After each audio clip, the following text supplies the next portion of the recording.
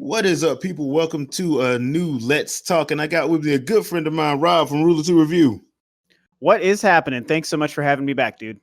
All right, so you guys know that I have a series on the Winging It podcast where we talk about Legend of Zelda and how big it is and spinoffs they could do while we wait between mainline entries. Where me and Rob are probably two of the biggest Metroid heads you're probably gonna find. So. I invited him on for this Let's Talk so we can talk about Metroid because it's been about a good 10 years since we had a good mainline Metroid game. The last one was 2010 Other M. We didn't get one for the Wii U, which is understandable. And we're now waiting for Metroid Prime 4 to, hear something on it, hopefully, at some point. But I had the same idea where we could talk about, because the lore of the actual Metroid series is huge, especially if you played through the Metroid Prime 1, 2, and 3.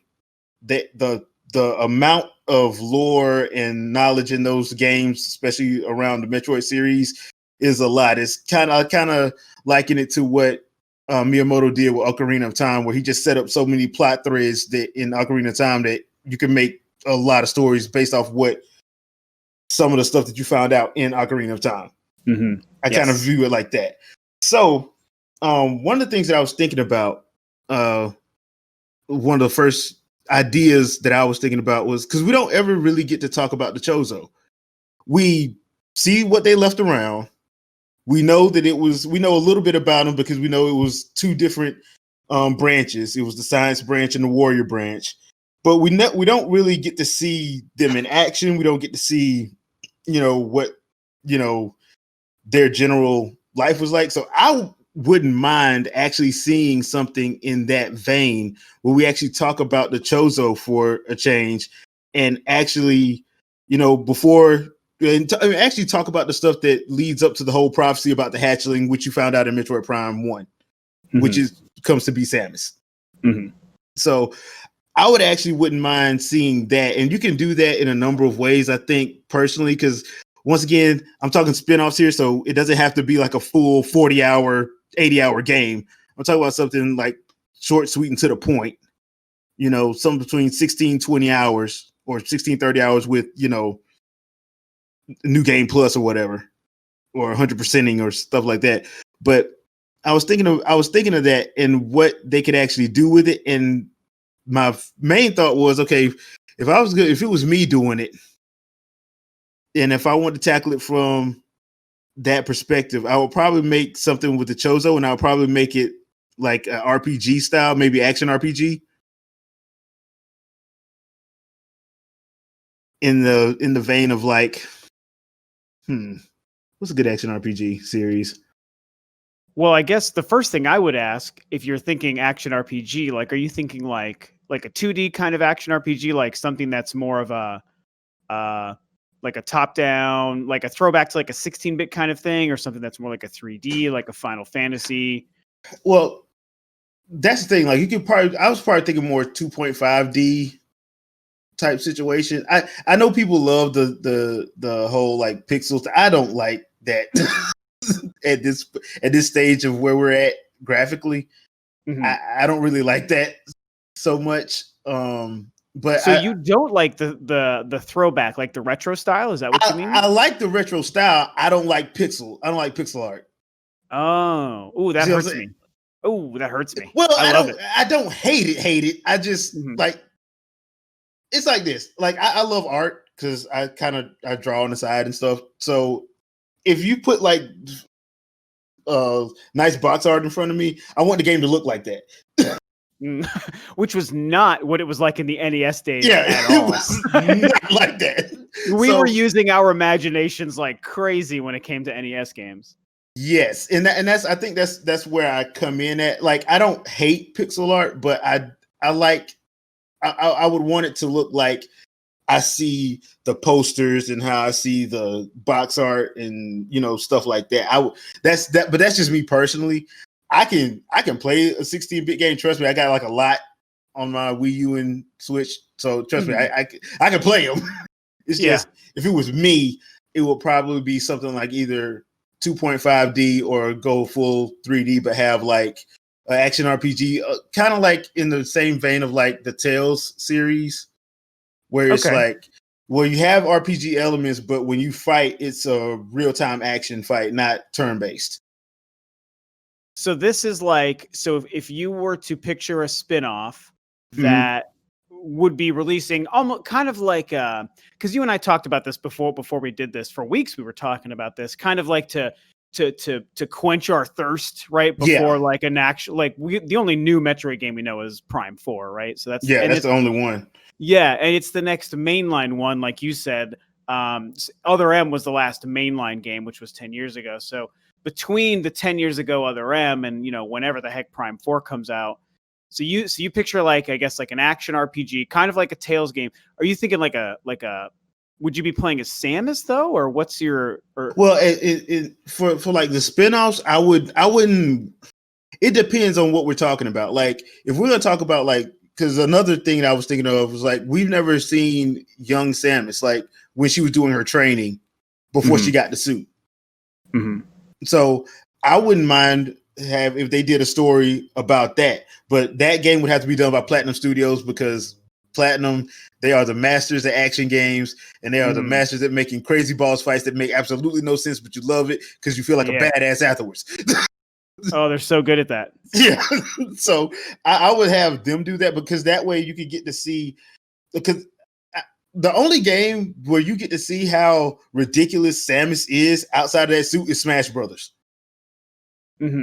And like, she is, you don't mess with Samus, and you really don't want to mess with her outside of that suit, because the suit is actually kind of holding her back a little bit if you think about it. Because the suit helps her, because it helps her survive those harsh planets and those harsh terrains and all that. But outside of the suit, she's like 20 times faster. And with amazing agility, amazing skill and speed, you don't want them problems. So I would love to see, like, if we were going to use Samus, it'd have to be something like that. Like, okay, we'd have to talk about her after they give her the blood transfusion, because that game would be like, you would have to show her get ran through at the age of 6 by Ridley, and the Chozo fight. And she loses her parents and that whole thing. Yeah, because they've only talked about it. They never shown it. I mean, the only way you would have actually seen it is if you got that manga they did back in like 2001. That's true, and it's interesting because you're totally right. Like, that's a really big part to Samus's like history and kind of the lore of the character and the world and stuff. And I'm with you. I think it would be really cool to see them explore that in an actual video game. The closest they got was it wasn't even in the game Other M, but the commercial for Other M, if you remember, has like a flash of Samus like looking at a young version, like a little girl version of herself, as like Ridley is attacking her, kind of thing, like reminiscent of that thing. So it's like, that's the closest in the games that Nintendo has ever like used the canon to acknowledge that part of her history. It's really never talked about in any of the lore, the Metroid Prime games, or anything else in those games. So it would be cool. And I guess I could see it more as a spin-off and less as like a main part to the game, because I think that if they made a new mainline game that went into that stuff, it would feel too much like a prequel and too much like a, you know, relying on flashbacks, which is what people didn't like about Other M. And so if you maybe cover that territory in a spinoff, like you say, regardless of the genre, like you could do any genre. I like the action RPG you're talking about though. Like almost like a Bloodborne or a Dark Souls or something with Metroid and Samus could be cool. And it would be neat to see an actual video game that Nintendo makes that's canon actually touch on that and let you kind of play through some of what that looked like, you know? And the reason why I'm thinking like you can do, because let's see, it's been 10 years since Other M, and most of the times when Nintendo makes a game, it's usually once a generation for their mainline games. Like, I think the only one who really gets like multiple incarnations is Mario. But there's some exceptions, but most of the time it's just one per gen.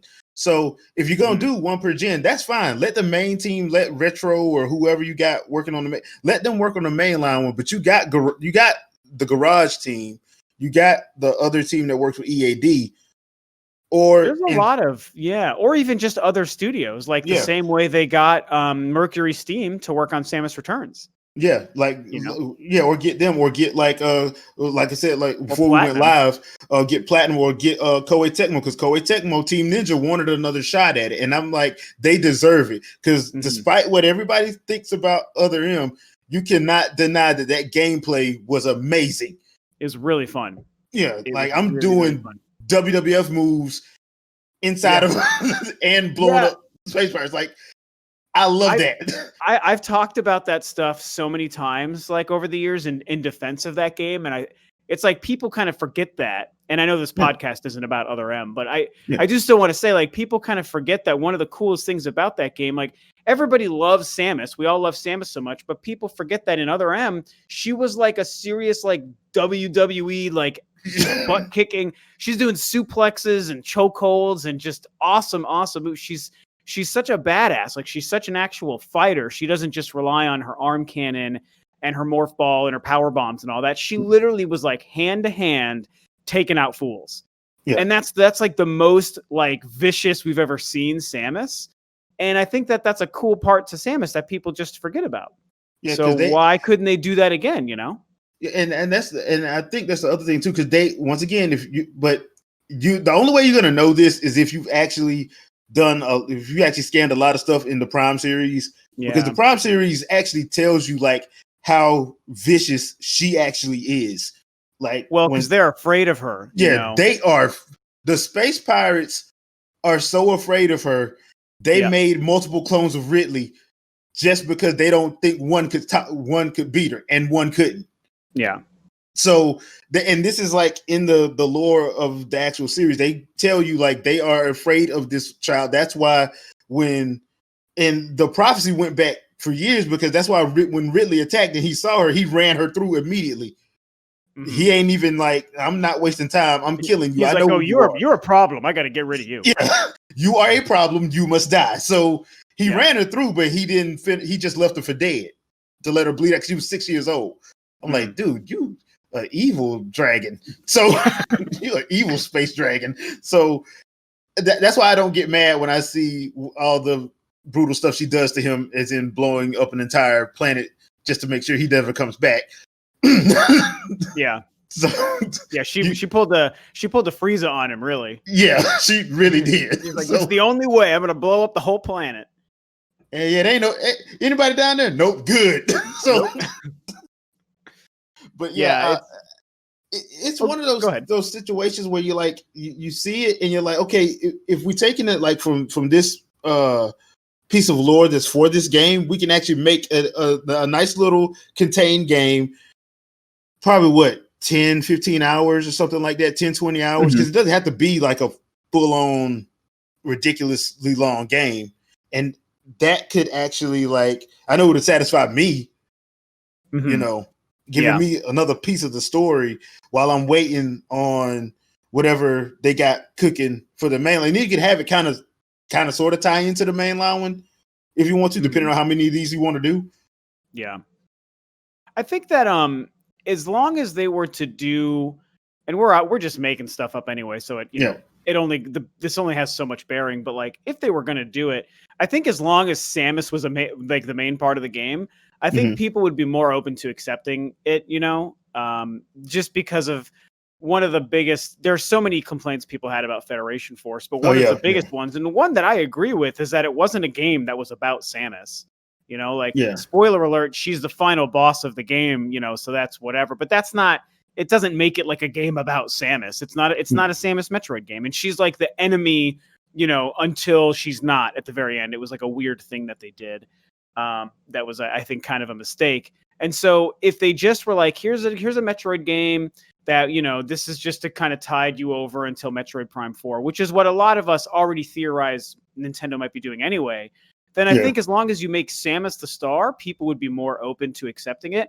Even if you went into like weird genres, like you're talking about, like an action RPG or something, which, you know, Metroid has action, but if you went into the RPG kind of space and you made it action like a Bayonetta game, but you made it RPG like a Dark Souls game, I think that people would be like, okay, this is just a spin-off to tide us over, and at least Samus is the star of the game, unlike Federation Force. So I think that people would be open to it, and it would probably just look and be awesome. And that's another thing that's going to make people happy. Like if it looks like, it smells like poop, people are going to know that it smells like poop and they're going to call it out and be upset about it. But a good Samus game, people are going to like. Yeah. And once again, if you get a good studio, and like everybody knows Nintendo and Platinum Studios have a great working relationship. Mm-hmm. I highly doubt that Kamiya would say no if Nintendo went and asked him about how would he feel about working on a Metroid spinoff. I don't think he'd say no. Dude, no, I agree. I mean, they were willing to work on Star Fox. Yeah. So why wouldn't they work on an even bigger and more beloved franchise? Yeah. Like at the request of Nintendo. And I think that a Metroid game that Platinum made just is, I don't know, man, that could be a perfect marriage. Like a really, really just a perfect game, I mean, Platinum, their biggest focus is obviously just action, just the straight up visceral combat. So that would be a little bit of a change, but I think that they could probably adapt it to Metroid well.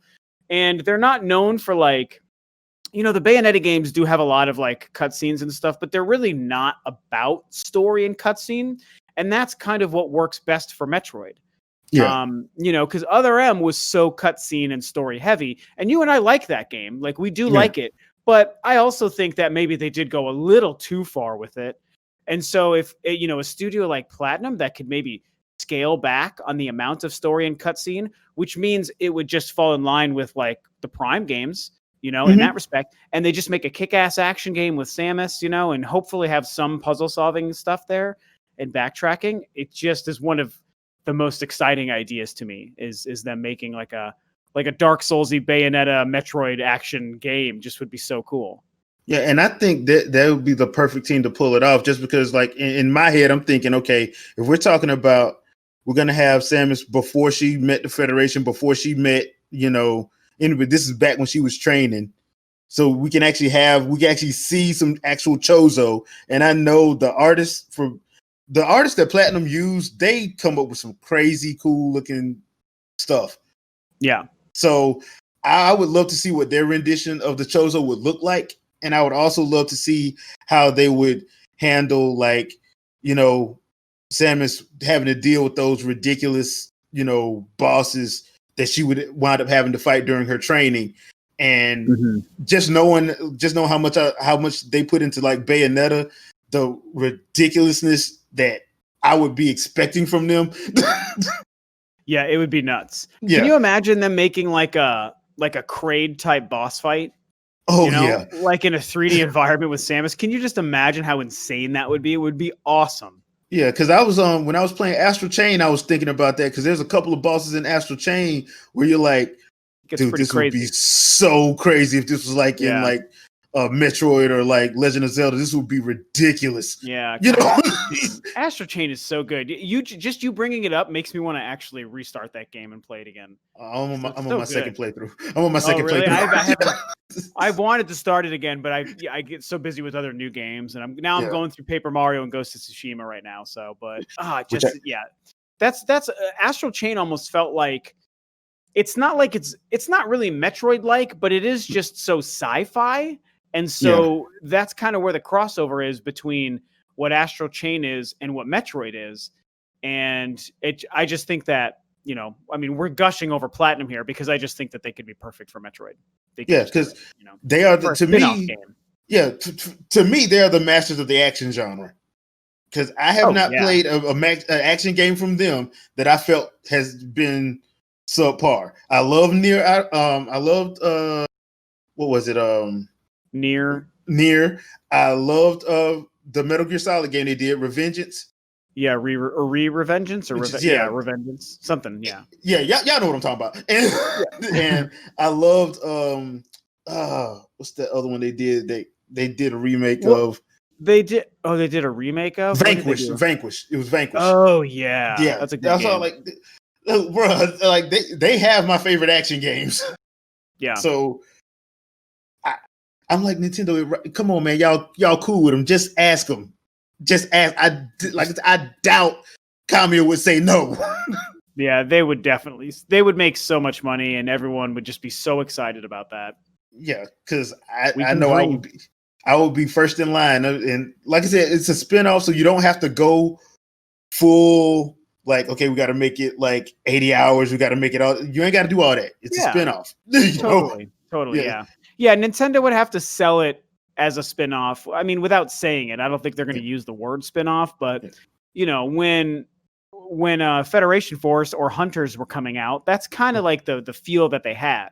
Yeah. They didn't have to tell us that those were spinoffs for us to just understand what they were. Yeah.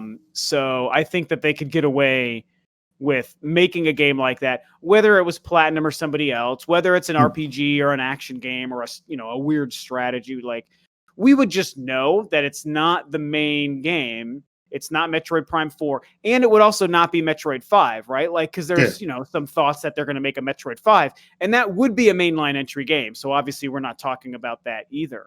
So if it's like clearly distinguishable to people that it's not Prime 4 and it's not Metroid 5, then we would just know it's a spinoff. Yeah. And so people would be more open to accept it, I think. And the other thing too, you'll be getting parts of the story that may have been hinted at but never been played. Yes. And I think that works in their favor because once again, the Metroid lore is ridiculous when you think how much it actually is and stuff that they haven't talked about. That's another thing I was talking with the game I did a couple weeks back. I was like, oh, Andre. Why haven't they done a movie for this shit? Like, they could have easily done an anime movie for Metroid and made a killing. An anime movie, what's cool? You say that, what that reminds me of, and I know, because we talked about, you and I are the same age, so I know you probably have seen this. The old Street Fighter 2 anime. Do you remember that? From the 90s? It's like, it reminds me, because when I think of a movie, I think of a live action, and you obviously probably know this. John Woo was going to make one back in like 2001 or something. Yeah. And that whole thing fell apart. But then when you mention an anime movie, and I remember how good those like 90s video game animes were, and that Street Fighter movie specifically, it's like they could do something awesome with that. Really, really cool. Something like to an Akira level of quality, Oh yeah, and I was thinking of that, and I watched Appleseed Ex Machina.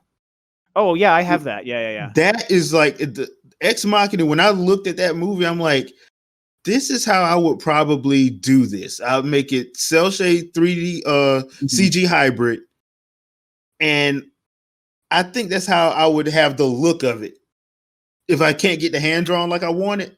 Sure. I would, because I would first, me, I go hand drawn all the way because I'm like, I'm a traditionalist like that. Yeah.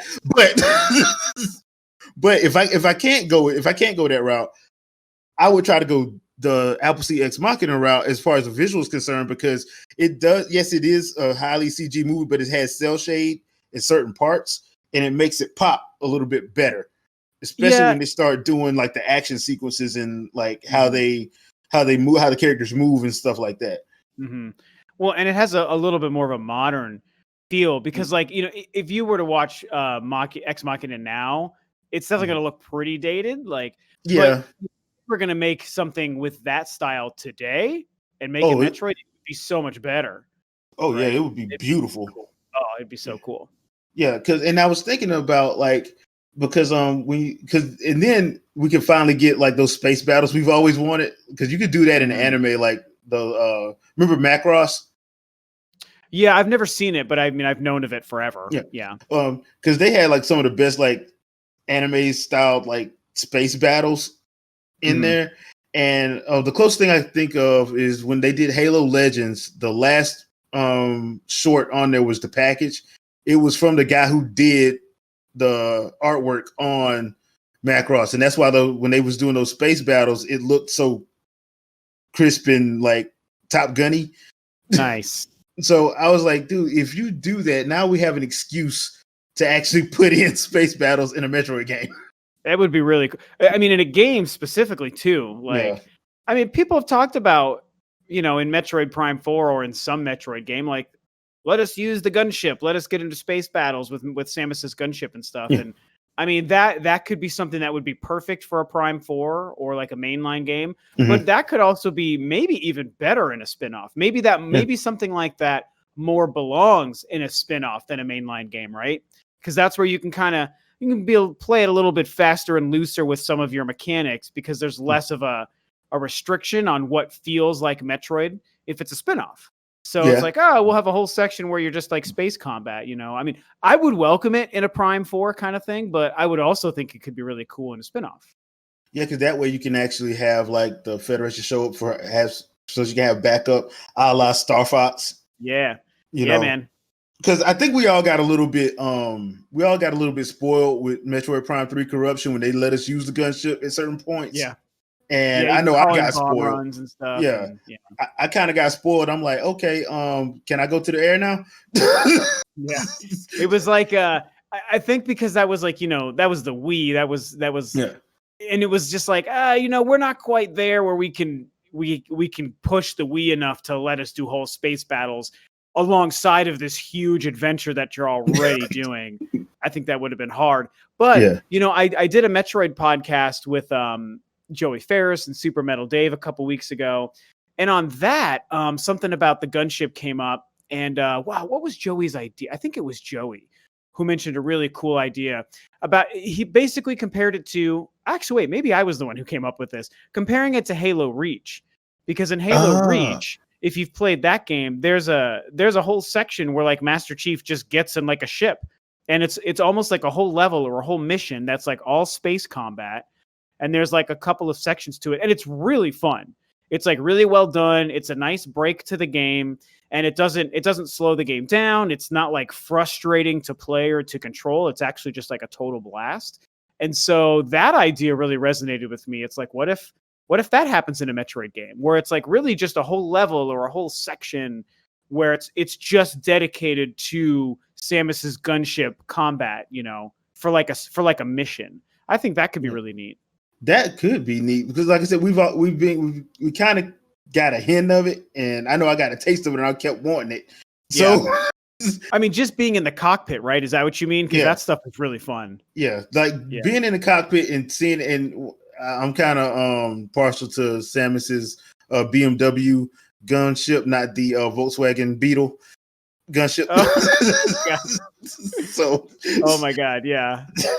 I'm kind of partial to the Metroid Prime Corruption gunship, the one that actually looks like it could have been in the Star Wars. It's a little bit more equipped, yeah. Just like the way it lands, and the other two are definitely like shorter and fatter, and it looks like a Volkswagen Beetle. I mean, now that you say it, it totally does. That's all I'm going to see. You've ruined it for me. Thanks. But I mean, it's yellow. It's actually yellow. Yeah, they knew what they were doing. Yeah. I mean, they was trying to make sure they didn't get any copyrights from Transformers Gen 1. So yeah, seriously. Imagine a Samus and Bumblebee crossover. You'd have started something. Somebody's going to draw that now. Yep. I'm ready. I'm into it. But yeah, and that's the only thing I want to talk about on this podcast, because we're hitting about 30 minutes, and I didn't want to go too long with this one. But yeah, in the comments, you guys let us know your thoughts. If you are a Metroid fan, would you like the idea of having maybe one or two spin-off games while we wait for a mainline game? And how would you approach it? Would you try to tackle some stuff with the lore a little bit, or would you just try to do something a little bit just off kilter? Just like a Metroid Prime Hunters, where you're like teaming up with other bounty hunters and doing stuff like that. Let us know in the comments. Anything else you want to say before we get out of here, Rob? No, this was fun, man. I just kind of missed having a little bit of a Metroid chat. The more Metroid, the better. And hey, maybe they'll give us another Metroid sports game at some point. We've already done soccer. We've already done pinball. Now it's time for Metroid hockey. Metroid hockey, Metroid 3-on-3 basketball. There we go. Yeah. In fact, the basketball could just be like Samus and her morph ball. Yeah, basically. Basically. That would be hilariously fun. But you got to have the team that does Paper Mario need to do it, because I need some jokes. Yeah, definitely. Yeah, the only way you could make a game like that is if it was outright funny because they know how dumb it is. Yeah, because they know how dumb it's Gotta be gonna cracking look. So I need puns. Yeah, give us the puns. Yeah. So yeah, but that's gonna do it for this podcast. Thank you guys for listening. We will catch you guys on the next one. Peace out. Bye bye.